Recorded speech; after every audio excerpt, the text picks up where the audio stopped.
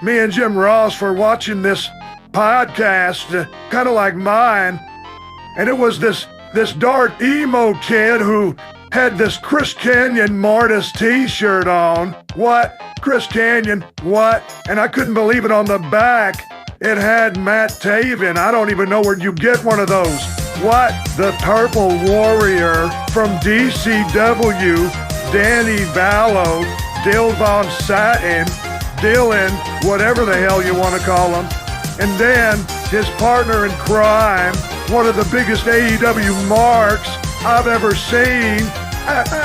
One of the biggest AEW marks. I'll tell you what, she loves Jack Perry. What? She loves Kenny Omega. What? She loves the Young Bucks. What? She loves Okada. What? Her name was Lessie.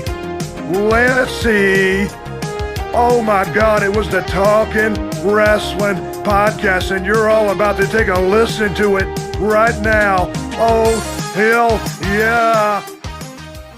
Hello. Howdy doody, howdy dandy, how you doing? This is Talkin Wrasslin, back at you with a new picture and a new intro, courtesy of our friends over at Tapped Out to Pro Wrestling here on YouTube. Thank you, Bryce. Oh, in unison, look at that. Thank you, Bryce. I'm the biggest AEW mark you've ever seen. What? The biggest AEW mark you've ever seen. What? Lissy. And I'm here with my co-host for today, which is Dylan, Danny Vallow, Dill Von Satin, whatever the hell you want to call him. Whatever the hell you want to call him. What? Also, I don't know. We tested this out. We might sound a little bit different, maybe better, maybe worse. We're using a different software. Yeah, I think it's roughly going to be about the same. Yeah. Because, well, in recent events, TikTok was banned. We're broke podcasters, so we use CapCut. Yeah. CapCut also got banned. But that's okay. Donald Trump will save us all. Okay, enough of that bullshit. Wait, so did what the fuck was it called? Fuck that bullshit. It was like a Marvel game.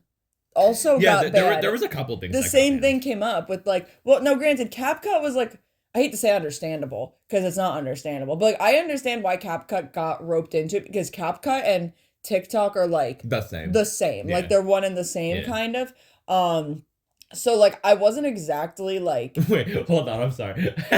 We're watching the third ever episode of Dynamite. We're on the Britt Baker Rio match, right?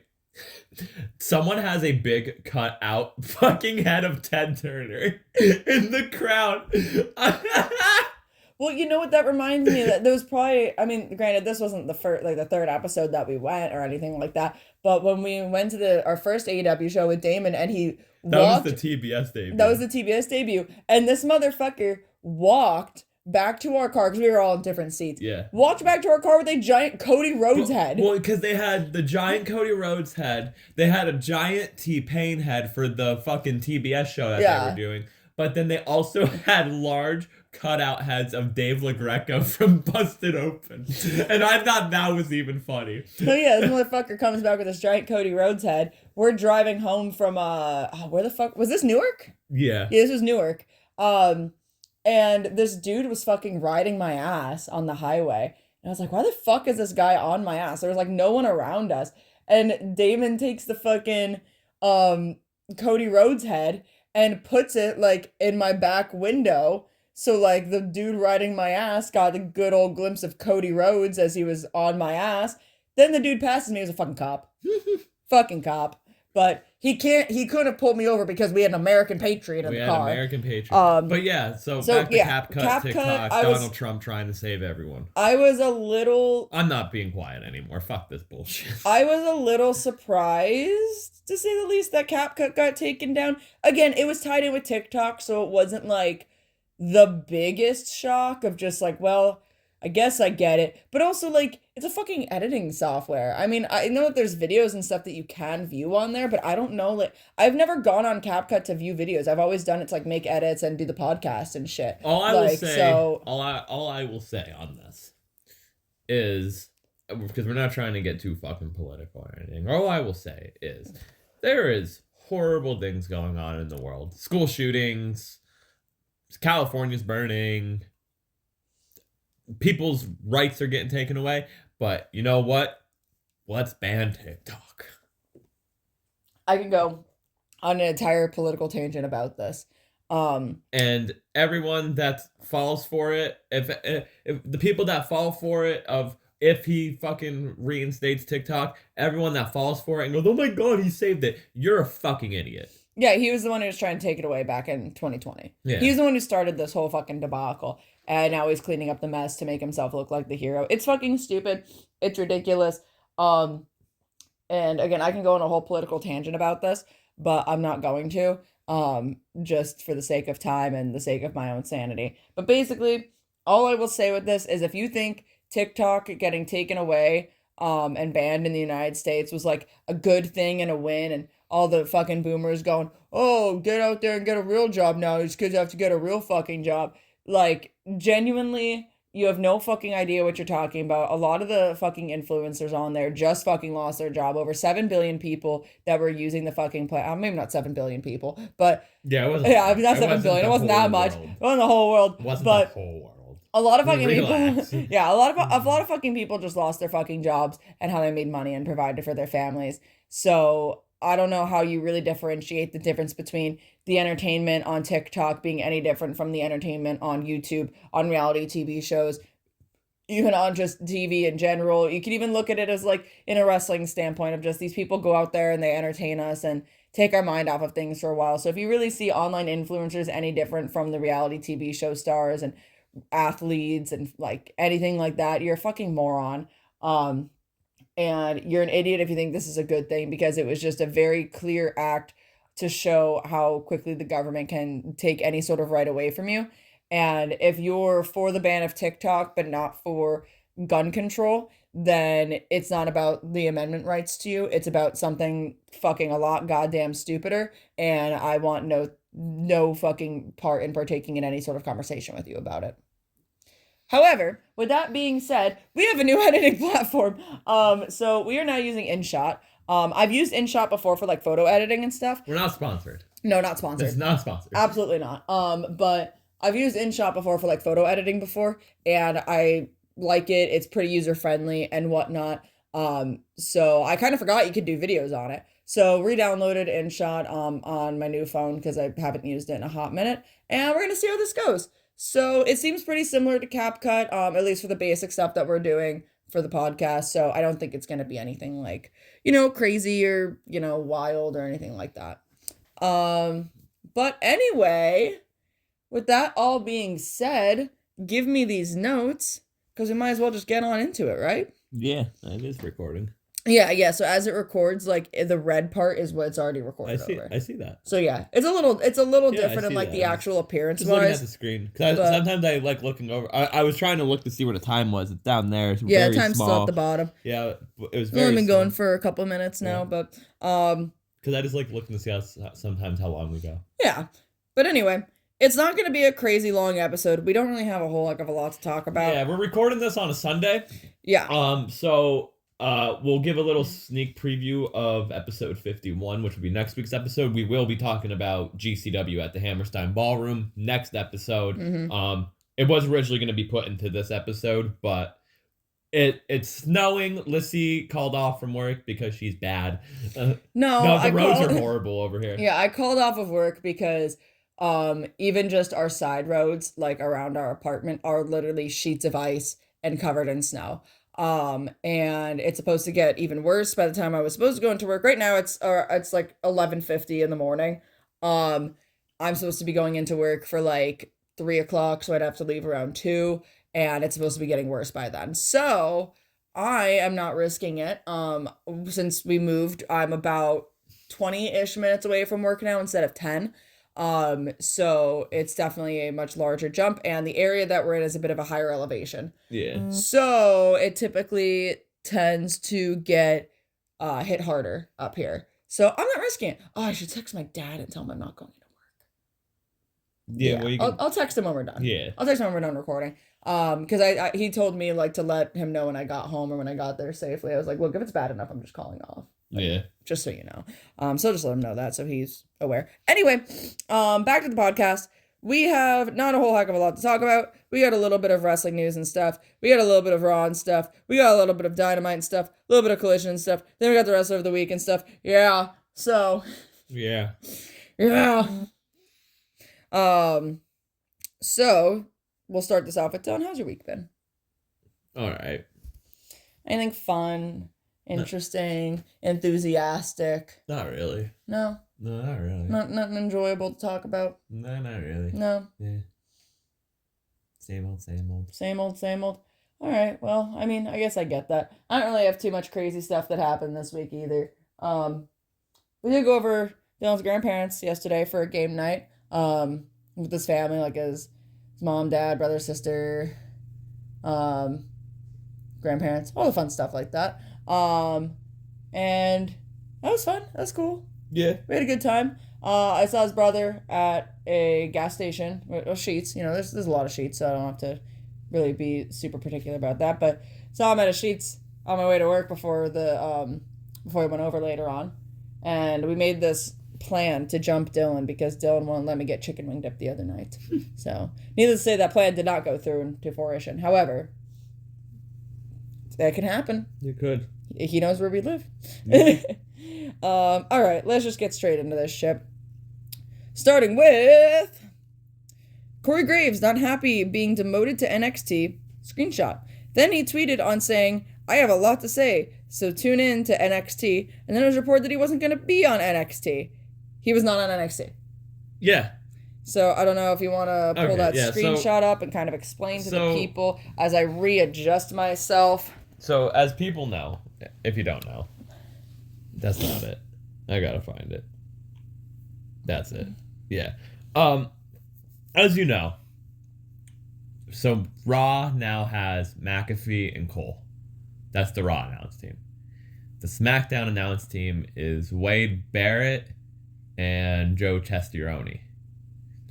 All great in my opinion. All four of them are great. I don't know why I know I bitch about 3-man boots, but I don't know why they actually took Corey Graves off. Like, I understand not having him on Raw with Cole and McAfee. Yeah, that's a power duo. Yeah. That's a power couple right there. I'm surprised they didn't keep him on SmackDown. They put him on NXT with Booker T and Vic Joseph. NXT commentary is horrible. It's fucking god-awful. Say what you want about Corey Graves. I personally never really had an issue with Corey Graves, commentary-wise. He's better than Excalibur, I will say that. But, so he randomly tweeted out the one day, imagine chasing your dream, then being told, not deciding, in parentheses, that you're no longer physically able to pursue your dream, because he was once a wrestler, but he had concussions, and I think neck problems, forced to retire pretty much. Then you dedicate your life to something dream adjacent, and being pretty fucking awesome at it. And then, when it's time to enjoy the fruits of your labor, being told you're not famous enough for your job, just in case you're wondering where I've been. Well, this caused a whole uproar. Right? So people were like, is this a work? This a shoot? People are like, at first it was, oh, Corey Graves is all, he's pissed. Understandable. And then he tweeted out saying, like, the next day, it was Tuesday, the day NXT airs, I have a lot to say. Tune in to NXT. So everyone was like, all right. So this is a work. Then. Like, everyone's like, it's a work. And then it was reported that he was not going to be on NXT. And everyone was like, okay, this is a shoot again. And then you tune in to NXT, and he wasn't there. And no one's heard of him since. People don't know if he's fired or quit or what. Oh my god, they took him out back and shot him.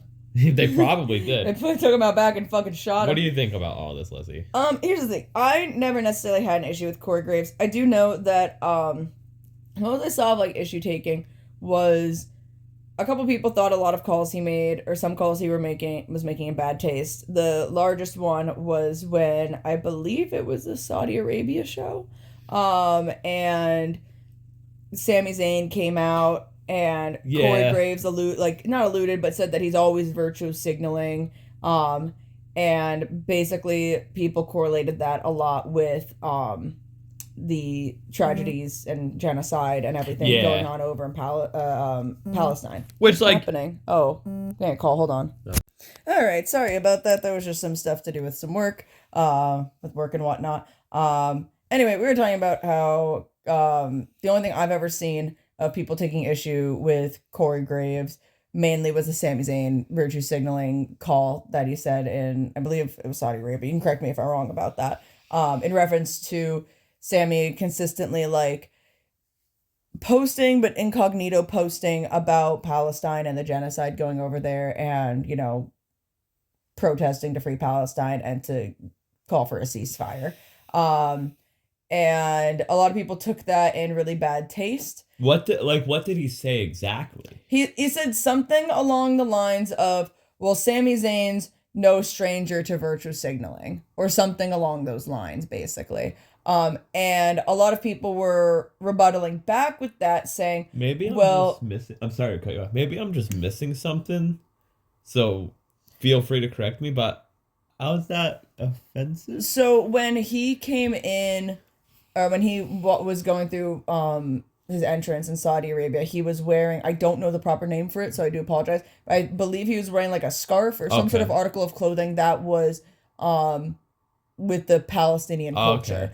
Okay. I barely watched Saudi Arabia shows. So that is, and he made that, and Corey Graves made that call, so people made that correlation. Okay. People were also saying, no, he's talking about the virtue signaling that he's been doing with Bloodline, because this was during like the Bloodline saga and stuff and whatnot. I don't really know. That was the only thing I ever, like, I saw the biggest issue with Corey Graves.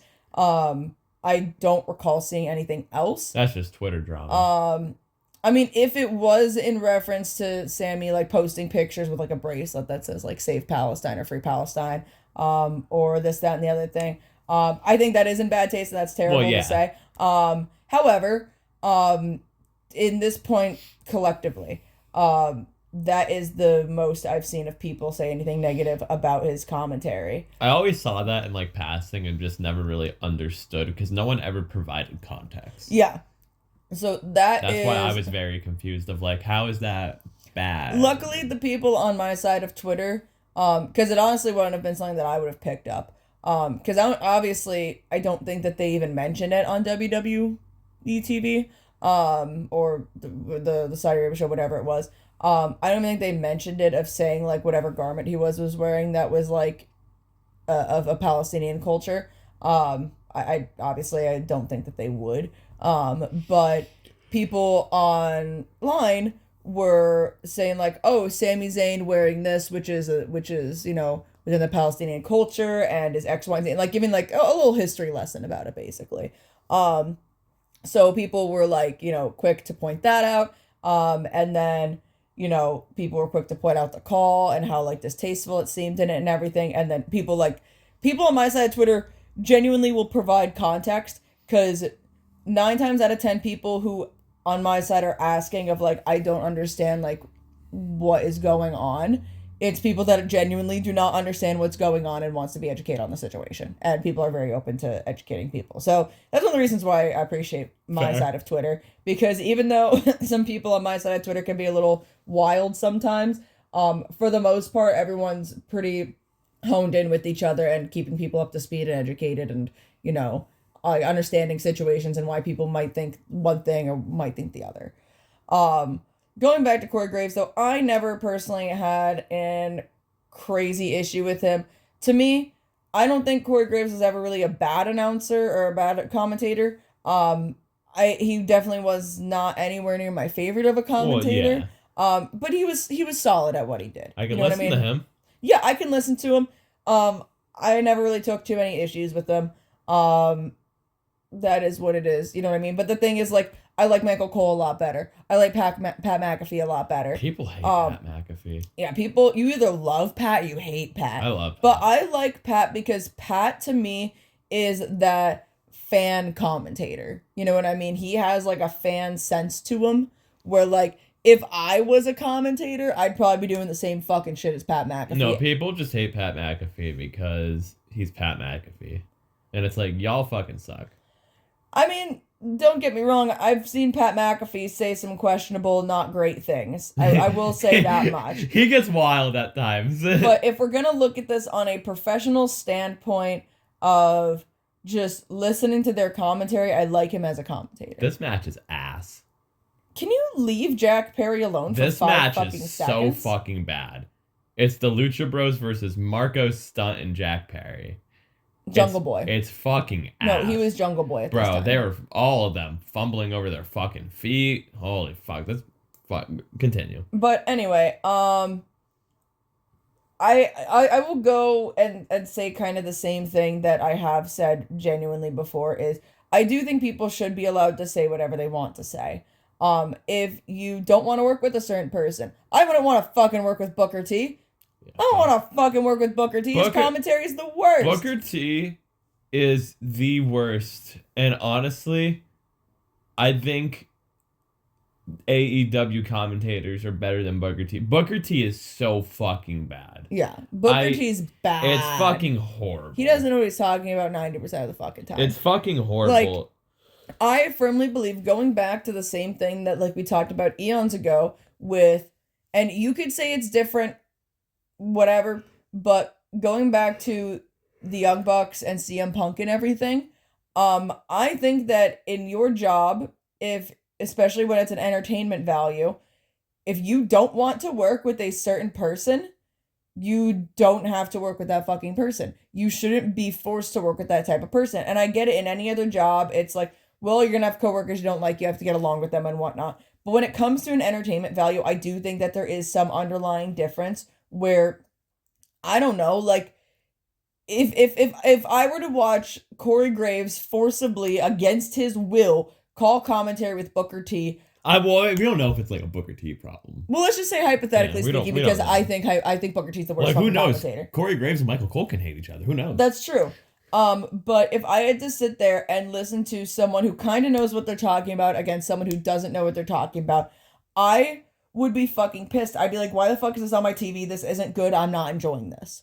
You know what I mean? Every time the pack shows up on my TV. And I just think that if it's going to make for bad television and bad entertainment, you shouldn't force two people to work together or someone to work somewhere where they're not happy and they're not going to be putting their best foot forward with their performance. And I think that he has every single right to say whatever the fuck he wants to say about it. You know, just like I do agree that even though like I still don't know what's going on with the whole Rey Fenix thing, nonetheless, he's allowed to speak his truth. Punk's allowed to speak his truth. Even if I don't agree with what Punk's saying, he's still allowed to speak his truth and he has every single right to do it. I didn't write this down. Yes, I saw it. I saw the picture. I saw the fucking picture. The picture of fucking Rey Fenix in a straitjacket, yeah. Okay, you need to stop screaming. It was so funny though. Oh, it was funny. Mans is just really going. Mans is in his artistic era. He's in his macabre artistic era where he's just like, this is how I feel deep within my heart. I am put in a straitjacket. I have been torn from the hip of my brother. And I am losing my mind. More on Rey Fenix and Penta later. But anyway, it's really weird seeing Jon Moxley coming up a tunnel. With bikers on. I don't know. We'll see what goes on with Corey Graves. I would not be surprised to see we have parted ways with Corey Graves, or this leads to a Corey Graves last match against, like, I don't know, fucking Triple H or something. I don't fucking know, man. Whatever. He's gonna join the Collision commentary booth with Tony Schiavone. Can you imagine? Him and Excalibur are gonna call a 5-star banger. Can you imagine? All right, moving on. Here you go. There's the all right. Moving on. Peeing on the note. If you could learn how to spell, it would really help I know. You a lot. I gave up. The slander campaign of Malachi Black. They're slandering him. Maliki. Yeah, Maliki bro, Black. I gave up. I tried voice. I gave up. I think you were closing. It's MAL. It don't fucking matter. His name. Oh, you hold the notes anyway. Yeah, they're slandering Malachi Black. So, like, you know, the whole Malachi Black drama from last episode. Yeah, now they're just slandering the man because that's where did these reports come from? Dave. Okay, so who's to say it's not just Dave? Who's to say that... It's still a slander campaign. It is. Still a slander campaign. But who's to say it's not just Dave Meltzer being like... I'm part of the AEW crew. I'm the slander campaign. I'm the AEW talent. He said that a lot of people at AEW are saying, good, let him be gone. We're happy that he's going. It's just Dave Meltzer texting himself. That's what it is. No, I don't know who it could be. Because, Dylan said, it's probably the Young Bucks. And I'm like, it probably is. Not to be the Punk Young Bucks drama, but it probably is. I don't even think it is the Young Bucks because I genuinely don't think that they give two fucking solitary shits. I think they're... You know what? It's FTR. Yeah, right. If I were to see them saying fucking anything, I could see it being good, I'm glad he's gone. He wasn't happy. See, this is why I wish... people are gonna fucking clip this one day. This is why I wish we were a little bit famous, so I can get inside scoops of oh yeah, no, I know for sure, there's people in the locker room, but we know that there's people in the locker room that are so anti-WWE. If you fucking say anything about WWE in that AEW locker room, they're looking at you oh my god, I can't believe you say that. Aubrey Edwards. So, real quick... Will Washington. Just a side note. Can you imagine if Hangman, with his current gimmick right now, brought back the bandana? I thought you were going to say trunks, and I was going to say no. What he was wearing on Collision was, the best. The jeans, yeah. But can you imagine if he brought back the bandana? Bro, is he wearing no knee pads? Nope. What the fuck? Bare knee in that shit. What the fuck? That's a man right there. What the fuck? That's a man in his trunks with no knee pads and his cowboy boots. He's riding that Dawn, boys. What match? Is this a triple threat? Why is Pac out here? It's a tag team. Kenny's about to come out. Oh, okay. Yeah, this is when Hanger and Kenny were tagging. See, this was so long ago, I don't remember. They were the Golden Cowboys. Oh, so we're getting the Elite versus the Death Riders in 2019. Run it back, boys. Oh, God. Run it back, boys. Oh, look at my Kenny with his short little hair. Listen, anyway, shut the fuck yeah, up. I know. Talk about the slander campaign of here's the thing, right? Again, this type of shit, I feel like I can never really take seriously. I mean, granted, if people are happy that he's gone, they're happy he's gone, and that's their feelings, and I can't really say much about that. But, on the same note, it's just Dave. I have not heard any other fuck say anything, and you can correct me if I'm wrong, I've not heard any other fucking reporter say goddamn fucking diddly squat. I mean, we always heard those reports of Malachi Black doesn't want to do the job or whatever, so I don't know where the fuck those were coming from. But also, there was other reports coming out from Dave, I believe from Dave, I forget, I only saw this once. I didn't see, a whole thing about this. That supposedly Malachi Black has, said to, his closest friends, so House of Black and CM Punk, that he has considered retirement over the past couple of years because he's burnt out. Which, yeah, and I could see that, you know what I mean? I could, and honestly, if that's true, that could even be playing as to why he wasn't doing a lot of singles matches. Yeah. Maybe he was just, and I hate to say it, but maybe he was just kind of I don't really feel like it. I don't really have the motivation to do it, you know what I mean? Just stuck in a contract.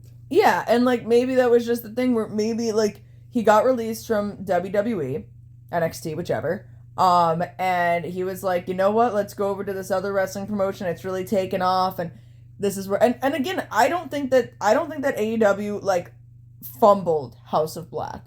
I think that there was some stuff they could have done better. I think they fumbled Malachi Black. I think overall, with what the vibe that Malachi was going for, again, like we were saying last episode, that he was supposed to be, the final boss of, if you're going up against Malachi, this is the end-all, be-all, this is, the true end, of this story of, you're going against the guy. And that's how it was supposed to be presented, and I feel like AEW might have been able to do a little bit better presenting it in that manner, but at the end of the day, I don't think it was terrible. I think the point still got across. The thing is, the problem with the House of Black in AEW is AEW tries to go for the sports presentation, we're pro wrestling, where House of Black is technically a sports entertainment thing. So yeah, there's a little bit of a conflict and a clash. That's there. why broken Matt Hardy didn't work in AEW. Yeah, and I don't think that it was the worst. I don't think it was terrible. That's why Chris Jericho was doing the whole sports entertainment thing at one point. I think it got the point across, and it was executed as well as they were able to execute it. Again, there were some things I think they could have done a little bit differently. But like they still the spooky like vignettes and the aesthetic within whatnot. They were still doing a lot of like symbolism and this, that, and the other thing. And it still read fine. But I could definitely see if Malachi's burnt out and maybe he's just gonna take some time off. Maybe he's gonna show up in the Rumble in a couple weeks. Who fucking knows? It could go either way. Yeah. But either way, like I really genuinely love Malachi Black, Aleister Black, Tommy End, whoever he shows up. I really love him. I think he is so fucking talented. And if he does go and continue wrestling, wherever he ends up, I'm fucking thrilled for him. And I hope he's treated like a fucking top talent. Especially if he does go back to WWE under Triple H booking. I really hope he fucking straps him up and fucking shoves him to the fucking moon. Because he fucking deserves it. He has such a fucking good talent. He has such a unique wrestling style. But also, if he chooses retirement and he's just gonna choose to live his life as a spooky trainer with a clothing company, then so be it. If that's what he's happy with and that's what he wants to do, so fucking be it. And if he stays as a trainer, he's gonna honestly influence a lot of up-and-coming talent, and I'd be really excited to see how that talent like plays out in the next couple years. Yeah. You know what I mean? Nonetheless, slander campaign, I'm just gonna blame Dave Meltzer and say that that it's all him, because I haven't seen anything else from anyone else. And again, if I'm wrong, please correct me, but I'm just gonna blame Dave Meltzer and say he's just I'm the AEW talent, I'm the one who's happy that he's gone. Dave because needs to fucking because go away. Because he liked that CM Punk guy, and that CM Punk guy was like really mean. Dave needs to go away. Fucking over him. Moving on. Fuck Dave Meltzer. WWE TNA partnership. You have a screenshot for this. I do. It's the like I see. I moved around my apps because TikTok got fucking banned. There it is. Yeah. So WWE and TNA announced a multi-year partnership, which is good. Yes. Good and bad at the same time. We'll get to that in a second. But on January 16th, I have the reading here, like the official wording. January 16th, 2025, WWE, part of TKO Group Holdings, and TNA Wrestling, one of the world's top wrestling brands and a subsidiary of Anthem Sports and Entertainment today, announced a multi-year partnership aimed at creating unprecedented crossover opportunities within WWE and TNA programming for NXT superstars and TNA wrestling stars. The agreement will enable talent to garner additional exposure across key WWE and TNA programming, including weekly flagship shows such as NXT, which airs live on the CW, and TNA Impact, select WWE premium live events, and TNA pay-per-views, in turning bolstering their in-ring development with exposure to world-class talent and coaching. Someone was fucking calling me again. I was about to fucking lose it. So yeah. Like, no! So yeah, WWE and TNA, it happened. Like, it officially happened. I'm not surprised. I'm literally like happened. So unsurprised about this fucking news that I'm like, yeah, no, I literally saw this coming like 30 miles away. They were doing the thing partnership before, but now they announced it. And what I mean by like it's good, but it's also bad. It's good. It gonna help the NXT talent and the TNA talent get notoriety. Mm-hmm. New opportunities, but also there's like the little worries of like it's WWE. Hopefully that doesn't turn into a monopoly. Yeah. All of that stuff. Like hopefully TNA is still TNA and they're not trying to just fucking buy TNA underneath everyone and making it like a developmental program. Like it's the usual like worries. Every time WWE does anything with another wrestling promotion, I'm worried it's gonna turn into a monopoly. Yeah, it's one of those you gotta just. I mean, they've been working with Noah and nothing bad. Almost as a tag team champion in Noah. I don't have time to be on the phone right now. Just gonna let this ring. Just gonna let this ring. We're still recording this. I'm literally just gonna let this ring. Because I'm busy. I don't have time to answer the phone right now. Okay, well. I'm not coming into work. Yeah, I don't know why they're making issues. It is what it is. I'll say it because I'm allowed to say it. I won't say anything. Employers, if people need to call off for fucking work, just fucking let them. Especially for the weather. Who gives a single fuck? Yeah, You guys that places that you need to find coverage, suck a fucking dick. Okay, moving on.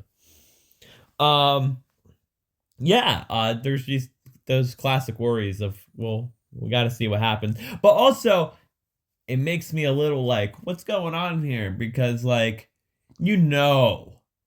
especially like Jordan Gracie and Joe Henry are probably signing to WWE soon.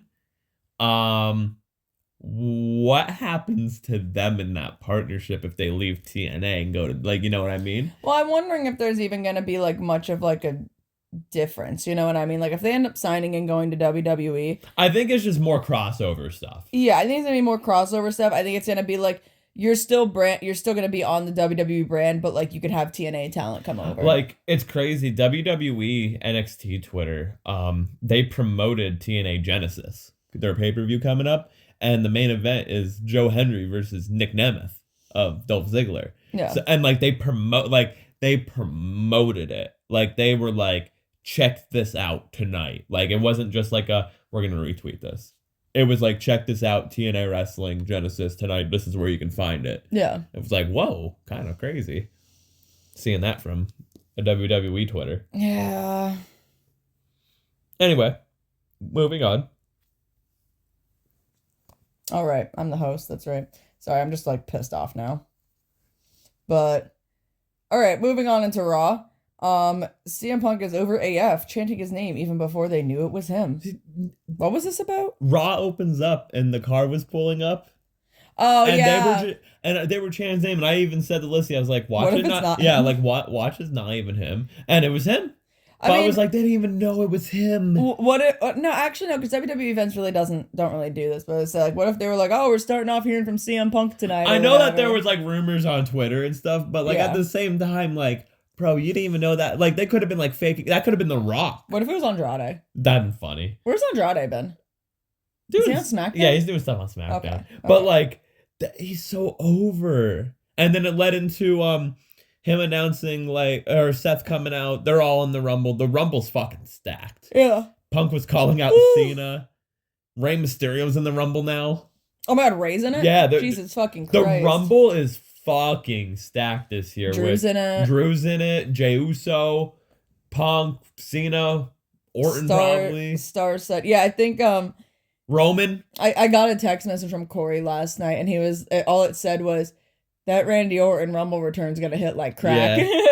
Yeah, that Rumble's gonna be fucking stacked. Who do you think wins the Rumble? So I say we do 2 picks. We'll do early predictions right now, and then when we do the Rumble predictions in a few weeks, obviously. But I think it's either gonna be Cena or Punk. More so Cena than Punk, but it's probably gonna be Cena. But if I had to pick a second one, it's gonna be Punk. See, I'm going Cena or Seth. Okay. I'm going Cena or Seth, because I firmly believe that with Punk beating Seth is going to throw Punk out of the Rumble. Well, yeah, that's what I think. I think Seth eliminates Punk, and that leads to something. But that's what I think. I think Cena wins because why not? Yeah. It's John fucking Cena. That's him solidifying. He gets a WrestleMania main event. He's going for number 17. If they want Punk to main event as well in a title match, it's more better for Punk to go through hell and go through Elimination Chamber. See, I was thinking kind of the same thing, but with Cena, whereas like Cena is in the Rumble, loses the Rumble, but then he's like, guys, I tell you, never give up. I tell you, never give up. God. If only there was a match where I was like locked in like a plexiglass cell, right? And then at random, got picked to go into the match, and I won that match. No way. Wait, guys, I just have the craziest idea. What if I go into the elimination chamber, right? And like, but like I could see something like that where it's like Cena's back, but he's faulting a little bit, and he goes through the ringer, gets that WrestleMania moment, really teaches those kids never give up. No, let Cena just fucking be Super Cena this whole run. Oh my God, can you imagine? Just let him be Super Cena. Let him win the Rumble right off the bat. Fuck it. He enters number 30. Let him do the least amount of work possible. No, honestly. Watch him enter number 1 and win the whole fucking thing. Yes, honestly, fuck it. He's the Iron Man. He never gets blown up. I want him and Punk to start the Rumble. Oh my God. Let the old men go at it for 90 seconds. Well, speaking of Royal Rumbles. Yeah? Oh, I'm sorry. And people that aren't going to show up in the Royal Rumble because they're already here. Penta. Oh, yeah, he probably won't be in the Rumble, to be honest with you. No, I don't think so. I mean, he might, maybe. He may be. But Penta showed up. Yeah. It was not a kept secret. The worst kept secret. No, that was Punk and AEW. Yes. But that was he also, showed up. That was me at one point. And he did his fun little walk down to the ring. And he beat up Chad Gable, and he gave him a Canadian, and he kicked ass and took names, and then he had a whole speech, really good speech, and said a bunch of stuff in Spanish that I still have never found the translation to, but nonetheless said a bunch of stuff in Spanish to the hometown crowd.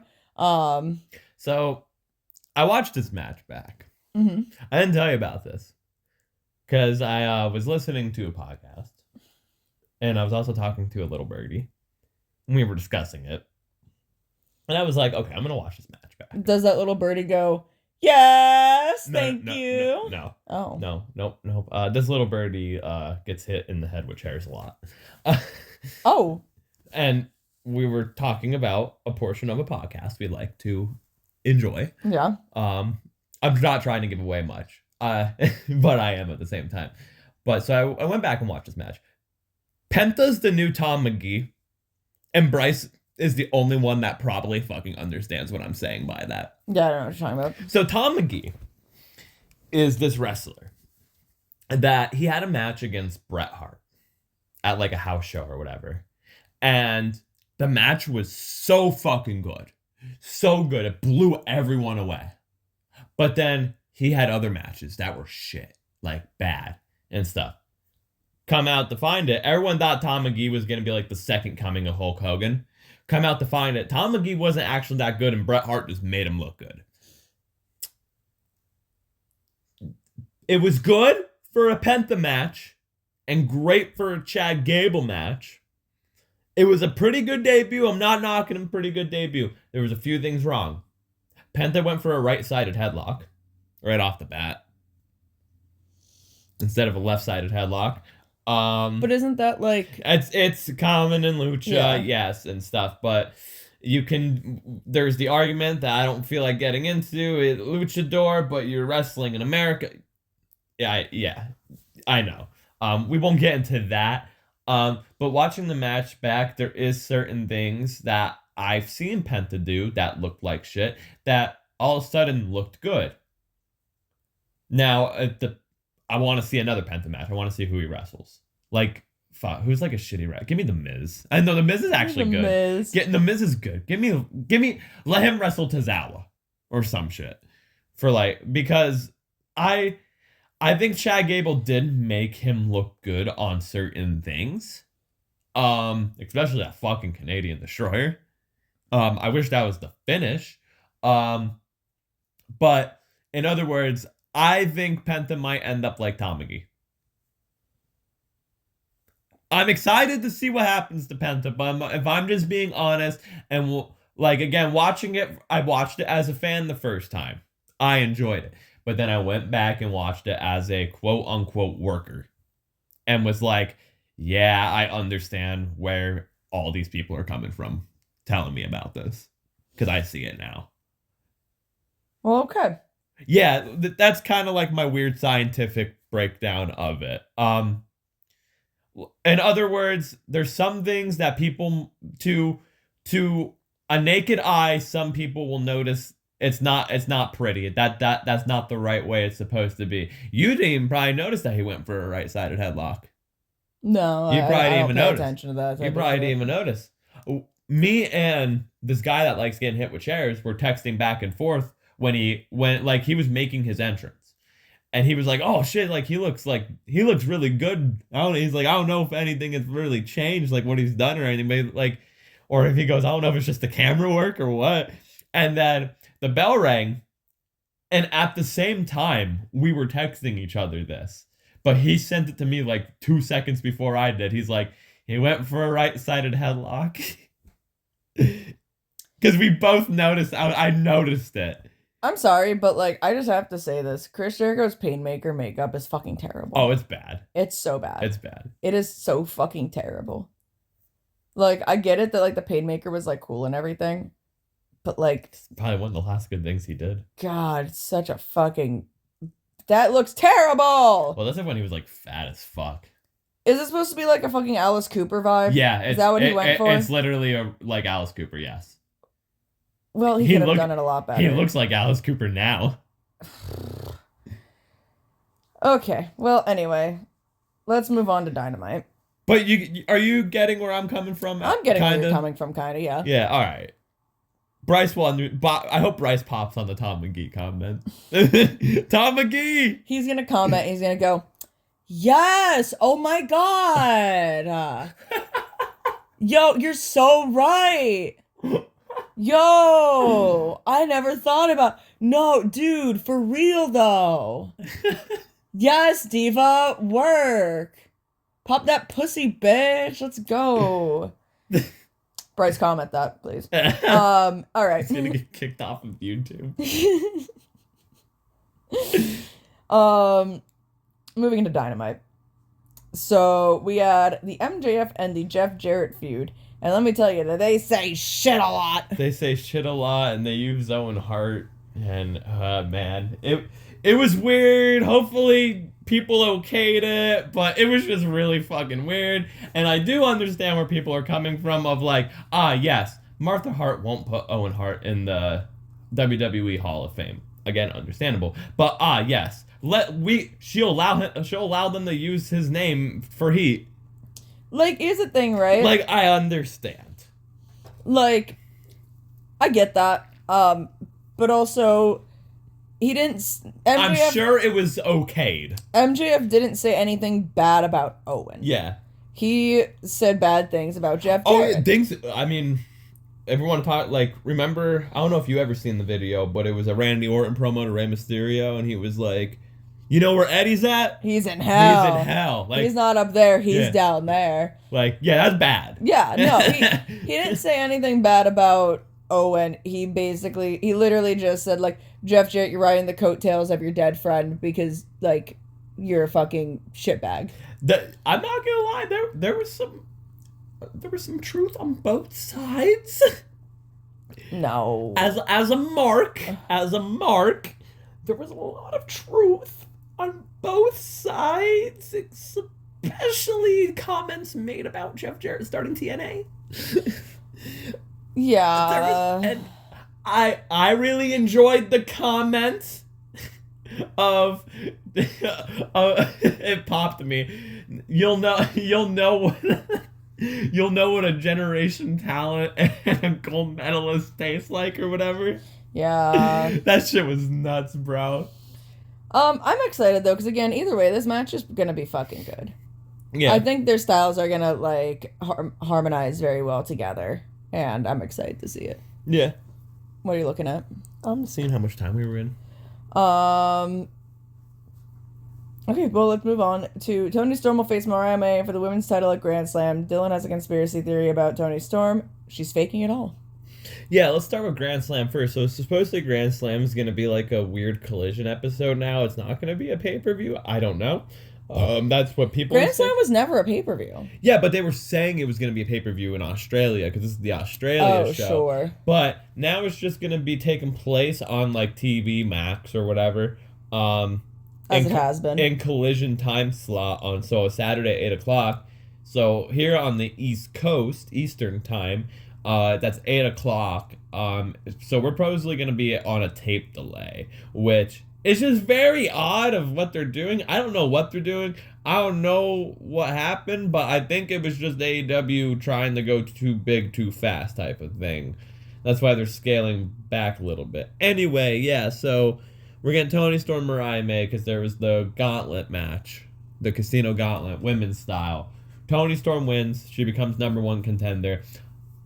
I think Toni Storm's faking this all. Timeless Toni Storm's an actress. Mm-hmm. She is faking all of this. She knows what's going on. She's just acting. She's gonna win the belt back, I think. You think so? Yep. She's faking all this. I think timeless Toni Storm, it beats Mariah May. So you think we're going to get timeless Toni Storm at Grand Slam? Yep. I don't know. I feel like that's moving it too fast. It is. You know what I mean? It is, but she's faking it all. She's acting. I could see it. I could see that happening. She's acting. Sorry, my dad just texted me. I know where the story's going for some reason. But, no, I can see that. I could be completely wrong, but I think she's acting. I could 100% see that. I think it's exciting, nonetheless, that she's going to be wrestling in front of her home country. Yeah. Although I will say, like, I mean, we already saw Toni and Mariah how many times? Once only? Was it once? I think it was only once. It was only All In.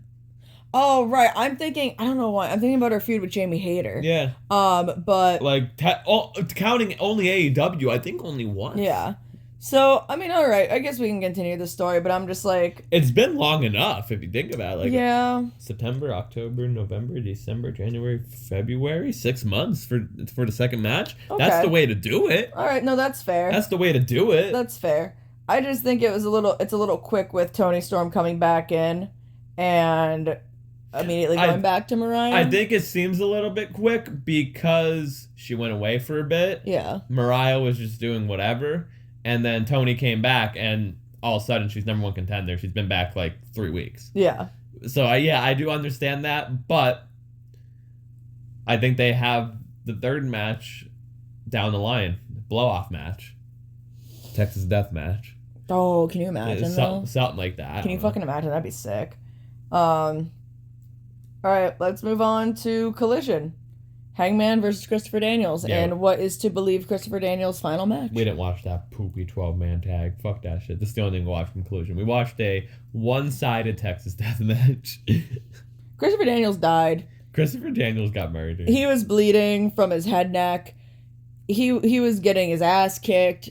He was getting slaughtered and murdered. I had one big issue with this match. Well, two. The rules, I'll always bitch about the rules. The rules are stupid. It's not an actual Texas Death Match. It's just a last man standing match. Just call it a last man standing match because it's not a Texas Death Match with those rules.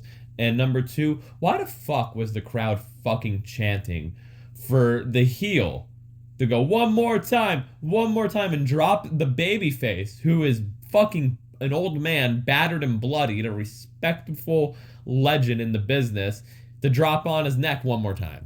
The crowd's fucking stupid. Because no matter how much they try to make Hangman heel, you can't not cheer for him. And I will admit, I know I've said it a couple times here and there, the work that Hangman's doing as of recently, I'm enjoying. Am I against putting the belt on him? No, because it's not Jon Moxley. I think Hangman deserves a proper reign as champion. He had a proper reign. No, like a better proper reign. Like the booking wasn't fucking shit. Anyone but Moxley at this fucking point. And Jericho. There's a couple of people that I can honestly... Can you imagine Hangman's reign of terror now? Like, Cope doesn't need the fucking belt. He can hold it for 2 seconds for Christian to fucking cash. And Christian technically doesn't even need the belt because of his character. But can you imagine? It'd be great. Like, I'm not against Christian winning it. I'm not against Jeff Jarrett winning it. I'm not against fucking MJF winning it again, to be honest with you. Anyone but fucking Mox. I'm not against Kenny winning it again. Yeah, me either. Fuck, put it on Dan Townsend. Put it on Jack Perry. All right, Let's scale it back just a tad. Just a tad. Who'd you rather, Mox or Perry? Fuck. Perry or Jericho? Jericho. Perry or Mox? Mox. You're such a fucking little bitch. So anyone but Mox, but not Perry. Oh my god, Chris Jericho's entire ass cheeks were just out on live television. I'm going to fucking scrape my eyeballs out with a fucking plastic spoon. Jesus Christ. Look at that Ted Turner cutout. I need Chris Jericho to leave my sights. I thought you were going to say, I need a forever. Chris Jericho cutout to beat him up. Yeah, actually, yeah, you know what?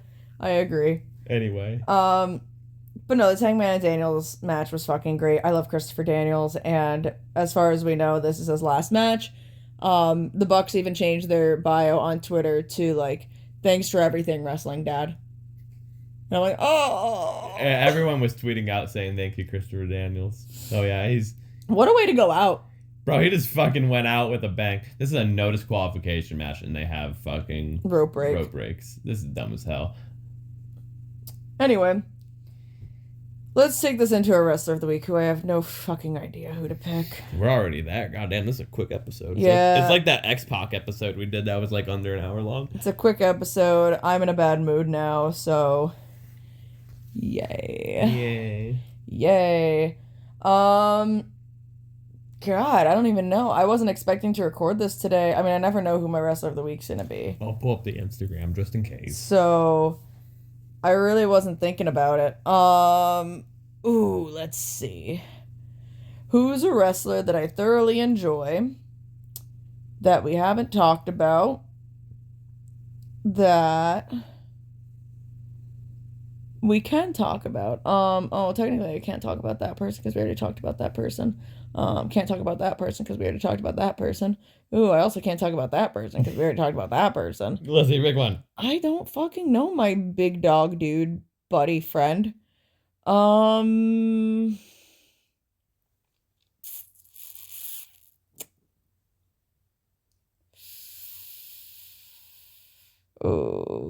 shit. Have we talked about Eddie Kingston?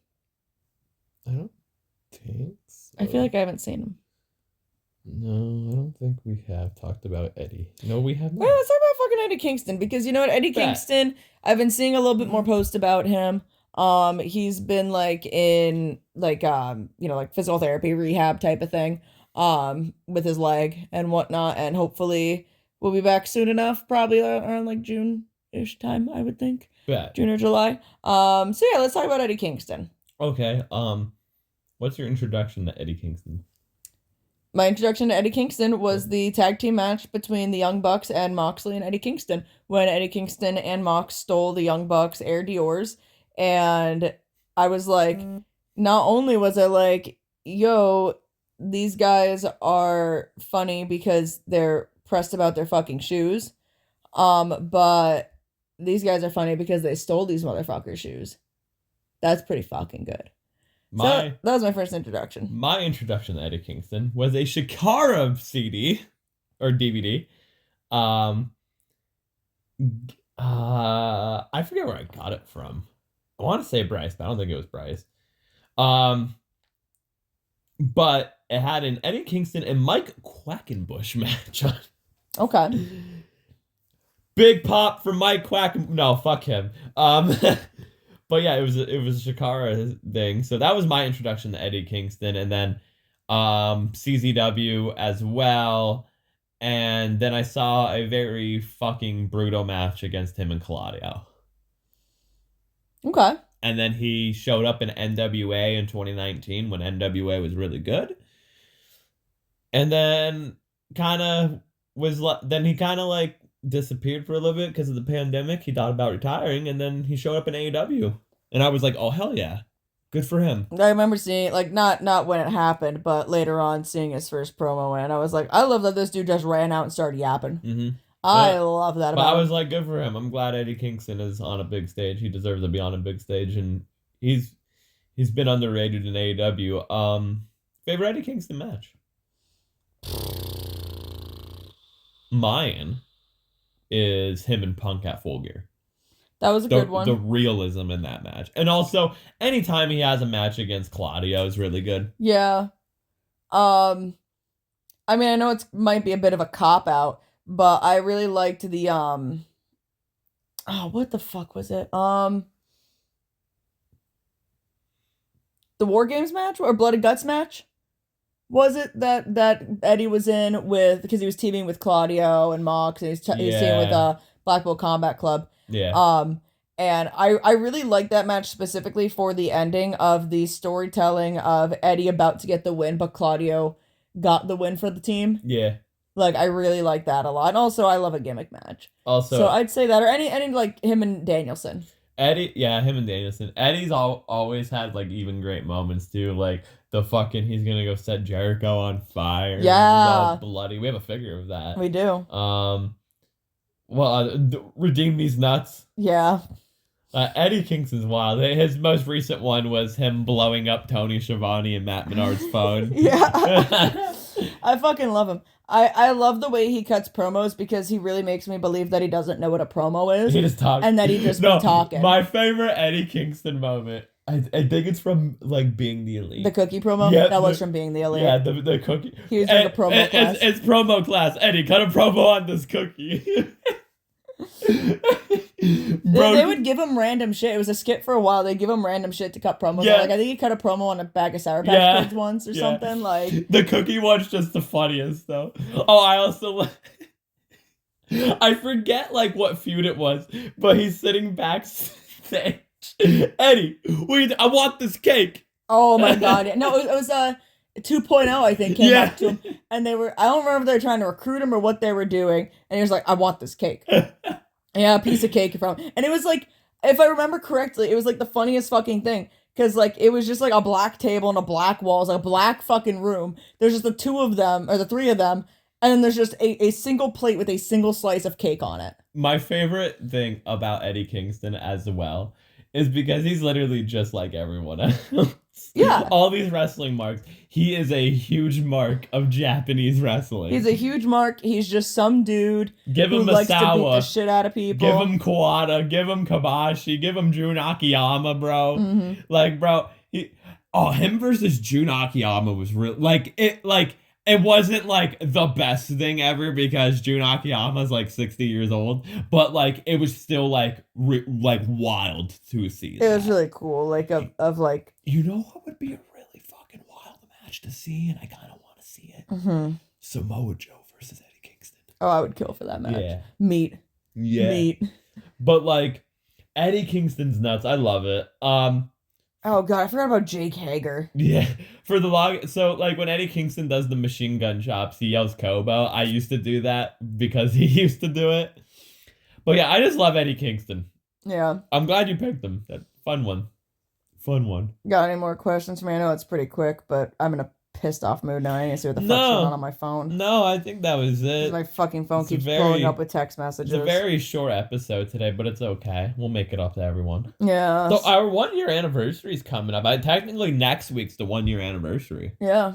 I mean, even though it's not episode 52, because we took like a couple weeks off. Yeah, we had a couple like. But like the anniversary's coming up, so that's why we decided on new picture, new intro and stuff. So yeah, finally got it finished and everything. Just between work and life and existing, it's been a lot trying to draw. So yeah, but we're here. We appreciate all 6 of you that come back and listen. Yeah. Whoever subscribed. Thanks, Bryce. Yeah. Thanks, Bryce, for watching our podcast 6 times to give us 6 views. Like, thanks. But anyway, I guess I'll take us out of here. Figure out what the fuck's going on my phone and probably be pissed off for the rest of the day. I got pee, so. Yeah. All right. Well, thank you guys so much for listening, watching. If you want to, like, share, subscribe, send us out to your friends, your neighbors, your coworkers, whoever. You want to follow me on any social medias? You can't find me on TikTok anymore. Maybe forever. We'll find out about that later on, but you can still find me on Instagram and Twitter at Lungtar, LUNG_TAR, and Blue Sky at Lungtar, LUNG_TAR. Supposedly, like, people were, like, on, like, people that still can access TikTok, like, overseas or whatever, supposedly everyone's accounts are still there. Mm-hmm. Like, our accounts are still there. But people are, like, commenting and being like, yo, there's no weird comments. Like they're at peace now. because all the stupid dumb Americans are gone. Yeah. Fair enough. I can't blame them on that. I guess the Canadians too, because Canada can't access it. Yeah. Which is crazy. But Dylan, where can people find you? You can find me not on TikTok. You can find me on Instagram and X, known as Twitter. Fuck you, Elon. At Instagram is DYL_WEAVES_. And then Twitter is DANI_line VALO_line. Yeah. Yeah. All right. Thank you guys so much for listening and watching, and we will see you in the next one. Goodbye. Bye.